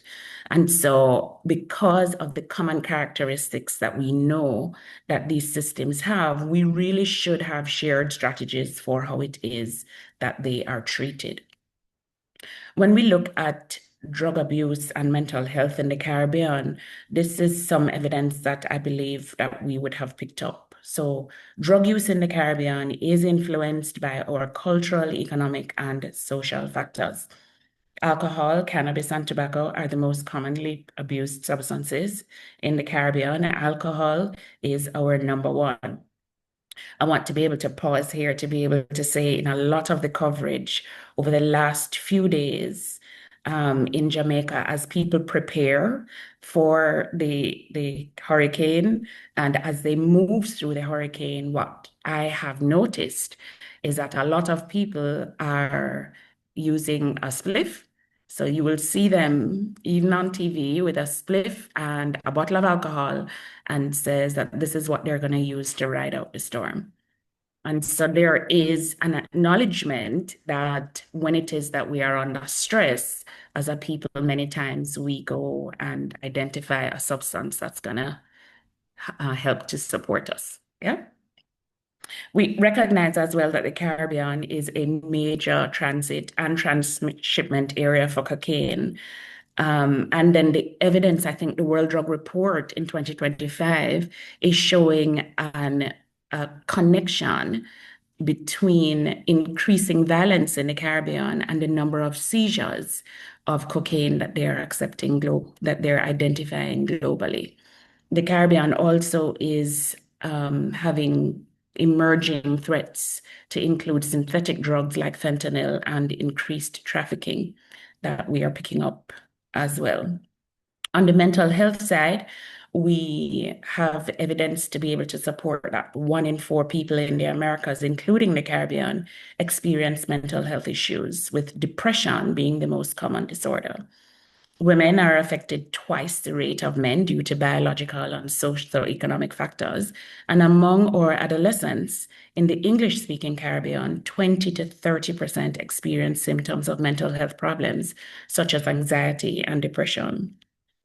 We have some information out of Bermuda in a recent study that identified 31.3% of adolescents reported moderate to severe depressive symptoms. And 65.6% of those with depression also had comorbid anxiety. In Jamaica, there we have identified that 20% of Jamaicans are suffering from some type of mental issue. 23.5% of youth with mental health have mental health and behavioral problems. And we have identified that 70 to 90% of those people with those mental health and neurological conditions do not receive treatment. That's interesting to think through. Now, when it is that we talk about using suicide rates as an indicator for what your mental health looks like in your country, you can see that for the Caribbean, we have Guyana at 40.8% and Barbados with the lowest rate at 0.3. So if it is that we can talk through what the biosocial, psychosocial impacts would be, there is an indication that the biological impact is going to include brain chemistry alterations, that there is evidence of physical health decline where physical health deterioration is evidenced with persons that are experiencing both mental health and substance abuse issues. On the psychological side, there is emotional dysregulation, cognitive impairments, co-occurring disorders, and of course, a cycle of dependency. For our social impact, there is relationship strain where alcohol misuse often leads to family conflicts and social isolation, damaging personal relationships and mental health, economic consequences, and significant stigma and marginalization. I want to be able to refer for a little while to a study. It was a small study done in 2015 of the prison population, comparing the prison population in Jamaica with that of England and Wales. And it was identified there, interestingly enough, that 18% of the persons within the Jamaican prison population had a mental illness. And substance abuse was the most frequently diagnosed DSM disorder. Substance abuse also presented more frequently as a comorbid diagnosis with psychotic disorders. And inmates diagnosed with substance abuse disorders alone or as a comorbid diagnosis were generally the most likely to commit violent crimes or property crimes in both populations. The prevalence of mental illness found in the Jamaican prison populations, however, was approximately 4 times greater than the population in the comparative population in England and Wales, which indicated an overrepresentation of mentally ill persons in the Jamaican prisons. As well, there is a study that was done among university students in 2015 that showed that substance abuse contributes more to the public health burden of domestic violence than any other risk factor. And that you identified a significant positive relationship between household dysfunction and substance abuse, where higher levels of household dysfunction were found to be associated with substance abuse. Additionally, witnessing a mother or a caregiver being violently treated, living with an alcohol family member or a household member who attempted suicide was found to be associated with substance abuse during adulthood. And there was a significant relationship between physical abuse during child abuse and experiencing psychological distress among these university students. When we look at what the barriers to supporting mental health would be in the Caribbean, really, we spend maybe 4.3% of our healthcare budgets on mental health, leaving services that are really underdeveloped and under-resourced. And most of that money is spent on institutional care versus community-based programs. One of the key challenges we have is stigma, and that there is a cultural perception that discourages people from seeking help. In Jamaica, of the 80% of the visits that came to an institution for mental health, only 3% of those persons would have come for depression. So we know that people are not seeking help and support.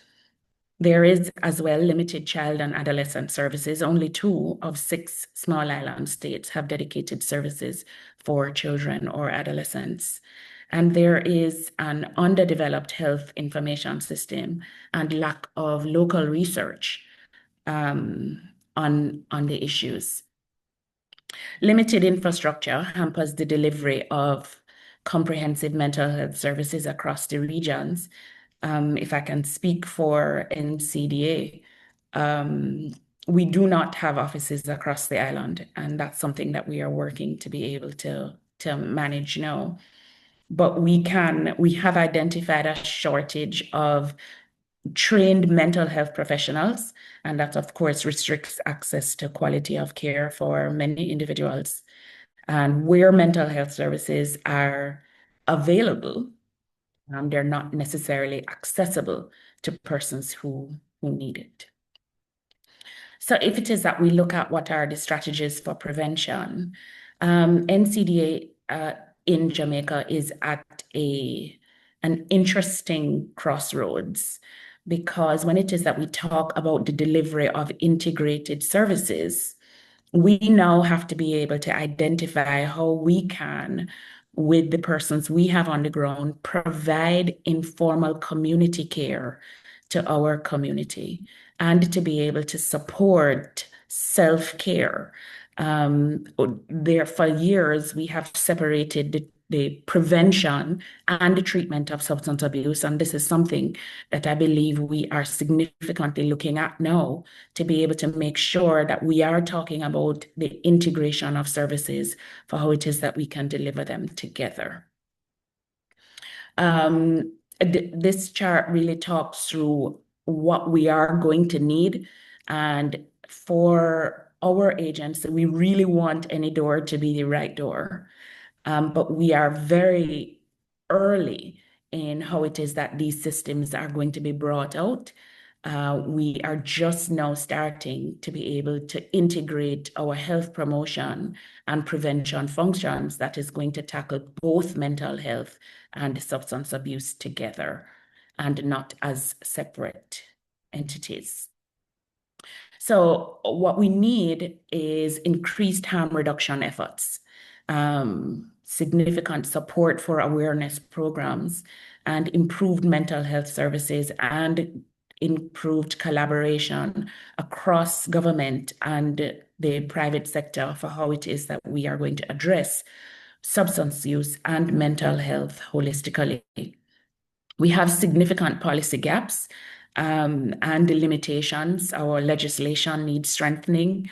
Funding is always going to be an issue, and we are considering that it's probably going to be more difficult as the days go by to be able to develop integrated care models for systems that do not exist right now. So in conclusion, I really want to be able to thank you again for the opportunity to be able to participate in this discussion. It is an interesting time for Jamaica. We want to be able to use the opportunities that this has given to our country to be able to leverage how it is that we handle mental health in our country. We want to come out on the other side having done this well. So thank you so much.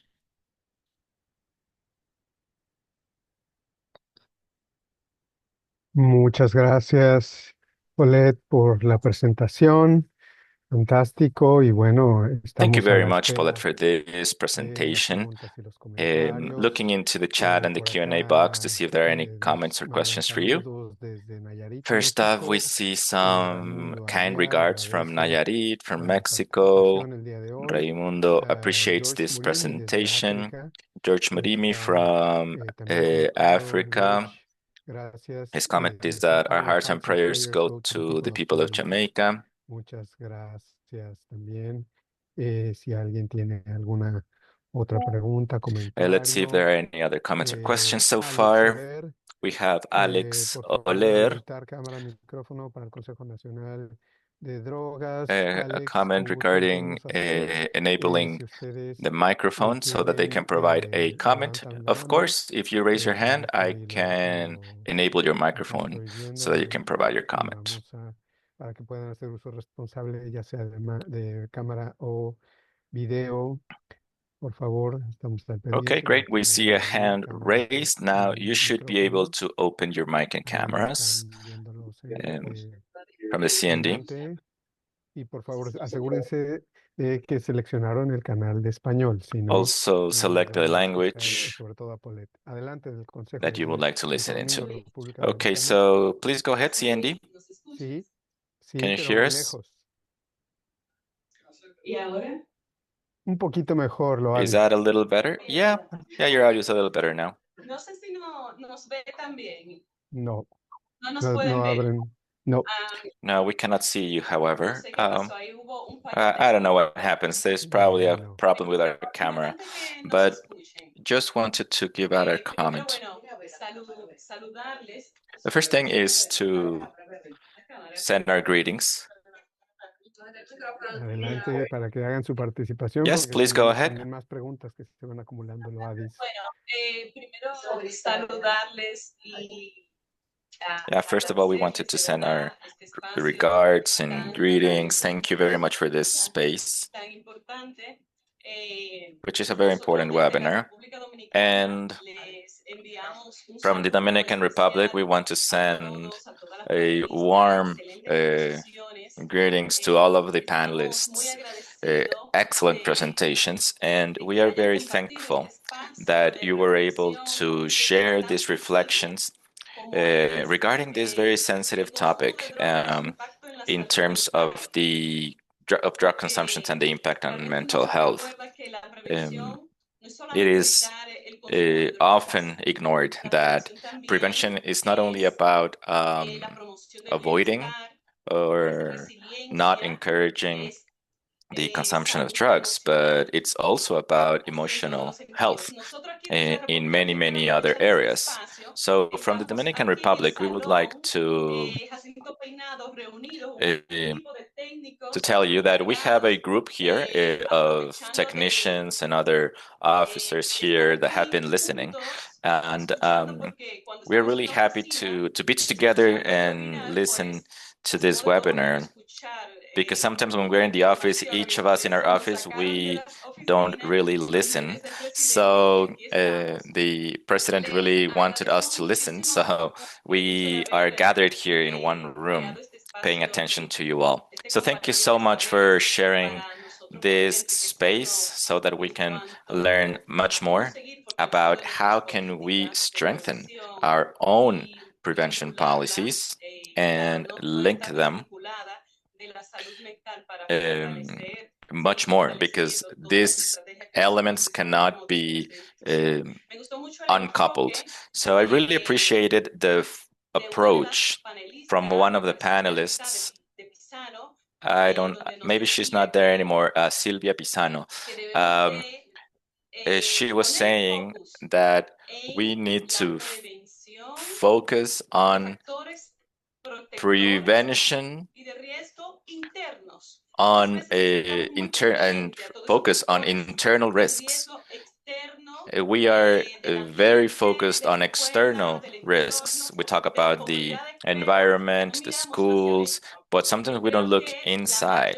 And I believe that the greatest prevention happens when the individual is strengthened from within. So this is just my reflection. I don't know if anyone here in the room would like to have a question. Gracias, Herminia. Rápidamente, por favor. Thank you very much, Herminia. Yeah, we can hear a question if you have one. Yeah, thank you very much to all the panelists. Excellent presentations as well. Just a question for Paulette regarding something she mentioned at the very beginning of her presentation, regarding that one of the biggest barriers or problems that you're facing in Jamaica is fentanyl. And we, as the Dominican Republic, we also see this as a big problem. And how is that impacting mental health as well, if it's the case that you have a big consumption of fentanyl in your region? Because we are, of course, very close geographically, and we are very interested in knowing about that. because we have the early alert system here, and this is, of course, a big concern for us. Thank you so much for that question. Let me clarify. Fentanyl is not one of our biggest problems. It is something that the Caribbean is seeing as an emerging issue. And because of where we are located, I think many of the seizures that our own observatories are identifying is that it is moving through the Caribbean. This causes for us to have a different approach. So we need to be in much more contact with all of our partners so that we can move quickly if it is that is to ever be one of the issues that we are going to deal with. But no, fentanyl is not one of our biggest problems. Alcohol would be. Muchas gracias, Paulette, y muchas gracias a nuestras Thank you very amigas, much, Paulette. amigos de Thank you very República much Dominicana for that por question su from our participación friends también el día de from the hoy. A ver si Dominican nos dicen que estén Republic. pendientes We de really este salón tan appreciate that lindo y you que are gathered próximamente together estarán allá listening para to this Jimena con webinar. ustedes también And Jimena en will alguna actually be actividad. there with Así you que with an gracias activity también. Y organized for Paulette, next week. acá en el chat Paulette, te there's siguen another comment or question here in the mandando chat. Let me see. felicitaciones y There's a lot of palabras de solidaridad y apoyo. solidarity Por ejemplo, expressions towards Jamaica here in the chat, if you'd like to look at them. We have Miguel Hinojosa from Peru. Miguel, que él también tiene a toda la comunidad peruana de los centros de salud We y have comunitarios conectados a as esta well a sesión comment from el día de hoy. Peru, Antoinette Antoinette Anderson dice, praying for the Anderson. people of Jamaica as they maneuver the aftermath of Hurricane Melissa. Gracias, Antoinette Anderson. Jamaica. Thank you very much, Janet Anderson. Bueno, Mauricio Noreña Espina dice, esperamos de todo corazón, él desde Colombia. We have another se recupere comment. pronto en Jamaica. We hope that Llama it can muchísimo la recover atención la from this situación de damage in consumo en Jamaica, debe Jamaica. ser un gran The reto consumption la in situación Jamaica cultural de ahí. Y en ese has got to sentido, ¿qué be a big estrategias utilizan concern. para la prevención del consumo? What is the En strategy for the especial la prevention of población consumption, joven. particularly for young people? That's a question for Paulette. Right. At this time, really, an increase in consumption is only anecdotal. We don't know that yet. What we do know is that we have to have ways in which that we restrict access for young people. And I believe that as we work with our recovery teams, we have to be able to make sure that as we plan for recovery, we also plan for the protection of our vulnerable populations. And that on our side is what it is that we are going to be working to do.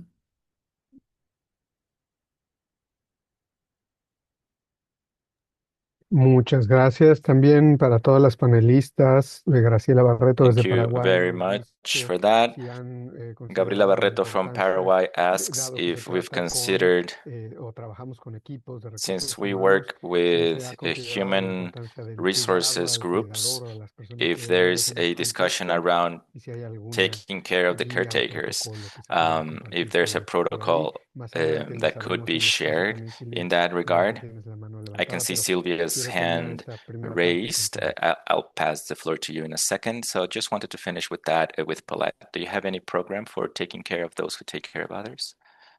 Not yet. We're certainly working that through today. We've had tremendous offers of support, and we are going to be talking to our regional and international partners to be able to prepare us for us taking on that, as well as to be able to train a set of persons who are going to be helping us with that journey. There are several of our staff members that we have not heard from. And so what we want to be able to make sure is that, we know where our people are, and that we seek to be able to support them before it is that we expect them to do any kind of support for the rest of the population. So that's where our interest is at now, but it is very early days. The assessments are still happening, and we expect that they are okay, but just cut off from communication.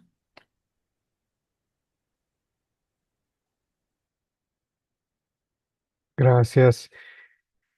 Nos dice Leticia Ascensión que gracias por Thank la you very invitación. much. We Excelentes have a Leticia, comment exposiciones, from han sido gran aporte. Leticia, Ascensión excellent desde presentation. Uruguay. From Muchas gracias. great Lidia comment from Barrera Uruguay. desde México. Excelente Lidia exposición Barrera para as well. internacional.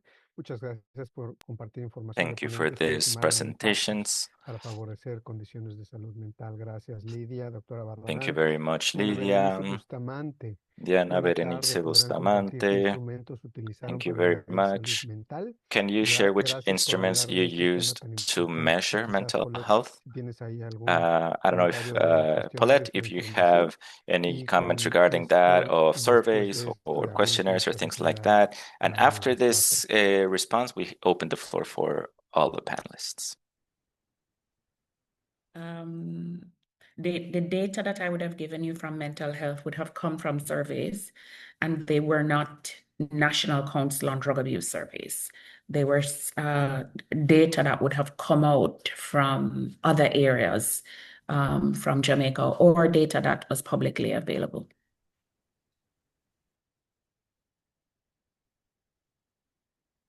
Perfecto. Muchas gracias. Y bueno, Perfect. Thank you very much, nos Paulette. dice desde el Consejo Nacional de We have Drogas, here a Luis comment Ettenbalder, from Luis agradece la oportunidad Tenvalder. que Thank you particularmente very much for this Presidencia Alejandro opportunity Abreu da las gracias y dice que excelentes for being here. expositoras. Excellent Las cuatro, gracias Luis por presentations. conectarse el día de hoy. Thank you very much, Luis, Andrea for being Ortega here. pregunta si ustedes tienen plan de acción a nivel de atención Another primaria de salud question en sus países. is if you Alguien have quisiera primary responder care de las cuatro that is expositoras involved in mental health y in your van levantando la countries. mano y déjenme If there's any comment from our para panelists, maybe we can go around if siguiente there's comparado any comment sobre esta there. temática. Silvia, creo que estás hablando, pero tienes el micrófono cerrado. Silvia, if you would like to take the floor. Perdón. No, me quedé pensando en la pregunta acerca de cuidar al Yeah, I was objeto y thinking about the question, actually, if I may, just stepping back on taking care of those who take care of others. I think that's a fundamental question as well, because we should not forget that we are also people, and the people that are taking care of others are also affected by the situation. And regarding the program that we have, this is a question open for all panelists, yeah? Yes, of course. Okay, so besides working on prevention in the workplace, which is something that we do in all of the spaces, and not only in good practices forums and things like that, but we also aim to do this in the government agencies. And we do that to look into what is happening and also to accompany the processes that are occurring or being identified as emerging that have to do with the space of training and contention. So that would be my comment regarding that question briefly. Thank you very much. If there's another comment, finally, please, Kim. I think there was a question related to primary care as well. I totally agree with Silvia said about supporting the wellness of our healthcare workers, and we have much work that we've done in our sectors around this. But in terms of primary care in our country, primary care is the place where most people start their journeys related to mental health and substance use. So we have the majority of people. It's the first place people may go to seek services. So they're really the cornerstone, our primary care providers of the work that is done in the area, and the importance of supporting primary care providers to have the tools, the resources, the referral pathways, and the supports that they need to be able to provide that work. We have lots of work underway in our country around that, in terms of everything from shared care models to training and tools and resources as well. So really a cornerstone of what we do. I also have a report on some of this that I can put in the link, Jose, from our organization, if you'd like to share with others on some of what those unique needs and opportunities look like. Perfecto. Claro que sí, muchas gracias. Cualquier información que Thank you quieran very compartir much. con Of course, nuestros any participantes, information that you'd like to share with attendees and panelists, of course, we can share that alongside the presentation and the recording. Ingrid Quesada nos dice, muy importante habilitar espacios Ingrid Quesada says that it is very important to create this type of spaces because the social determinants of health are made visible not only in the causes but in the effects of psychoactive substances. And I agree fully with approaching mental health care. Greetings from Costa Rica. Thank you very much, Ingrid Quesada. Sayed Faramars Alimi nos escribe y dice, yo soy We have a comment from Sayed Faramars from Afghanistan. It was a very useful presentation. Thank you very much, Sayed. Thank you very much for being here. Aida Cecilia Plasencia, thank you very much for sharing this knowledge. Maria Delia del Valle says that we know that adhering to treatment is a key piece of it. And we could continue reading the comments. We are receiving many comments and congratulations, especially when we have such an amazing panel of experts. I'm the only man on the screen. I feel a little bit out of place, but this of course emphasizes the important role of women in this area of knowledge, and many other experts that have been part of this. Thank you once again, everyone, for being here. I think that final comments, we can provide a little bit of space for final comments, and we will pass the floor to Jimena for a final message. If there's any comment you would like to make, a few seconds, or we can pass the floor to Jimena for the closing.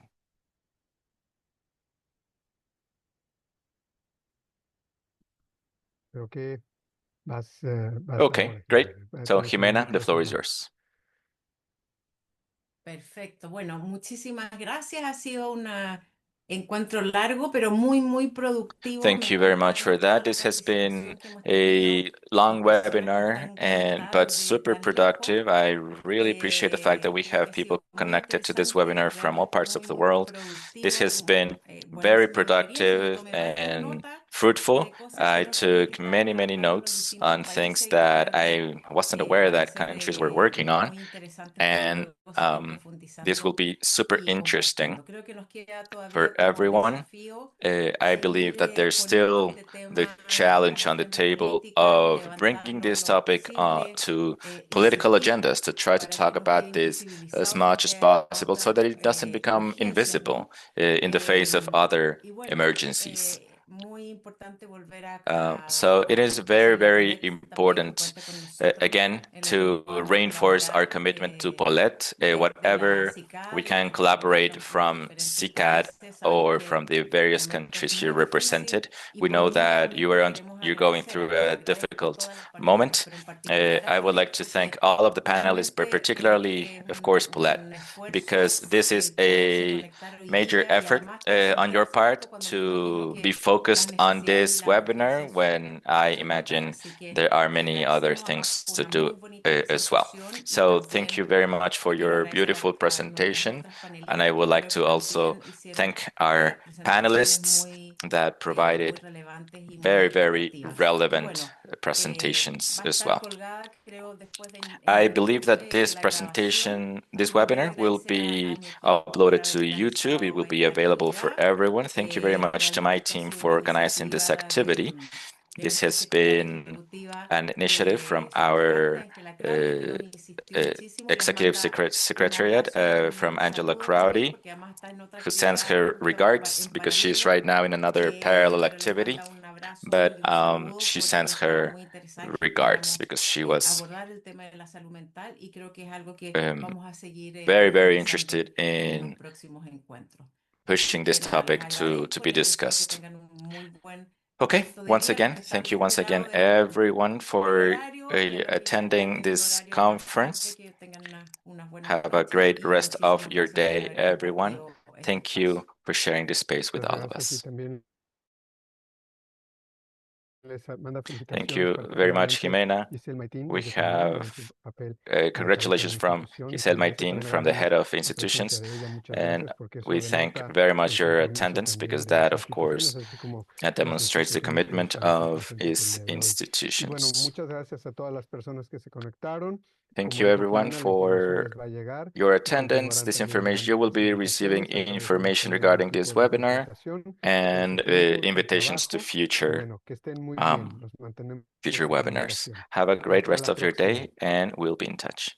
Muchas gracias, buen día. Chao, buen día. Gracias, gracias. Nos vemos. Gracias.